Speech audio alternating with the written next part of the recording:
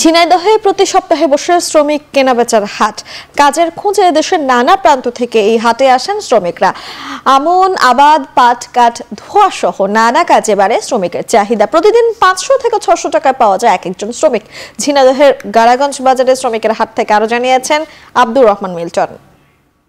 জীবিকার সন্ধানে বের হওয়া মানুষের আনাগোনায় মুখরিত হয়ে ওঠে ঝিনাইদহের গাড়াগঞ্জের শ্রমিকের হাট।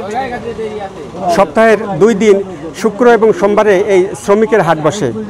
পণ্য যেমন কেনাবেচা হয়, এখানেও কিন্তু শ্রমিকের দাম দর ঠিকঠাক করে সেই পণ্যের মতোই কিন্তু শ্রমিকরা তাদের শ্রম বিক্রি করেন।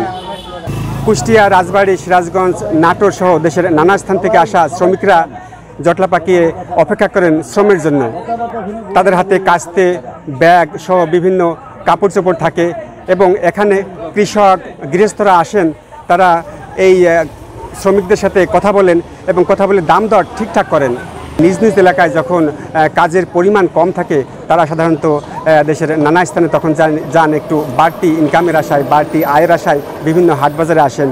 কৃষকরা বলছে যে এই মুহূর্তে যেসব শ্রমিক কেনাবেচা চলছে 500 থেকে 600 টাকা দরে কিন্তু এই শ্রমিকের কেনাবেচা হচ্ছে। ঝিনাইদহের এই গাড়াগঞ্জ বাজারে আমরা দেখেছি যে প্রতি সপ্তাহে ব্যাপকভাবে শ্রমিকের আনাগোনা হয়। আমন মৌসুম এবং আউশ ধান কাটা ও পাট কাটা ধোয়া নিয়ে শ্রমিকদের যে চাহিদা তৈরি হয়েছে এবং সেই চাহিদার ভিত্তিতে কৃষক, গৃহস্থদের যে ব্যস্ততা, সেসব নিয়ে এই ছিল আমার কাছে সর্বশেষ খবরাখবর।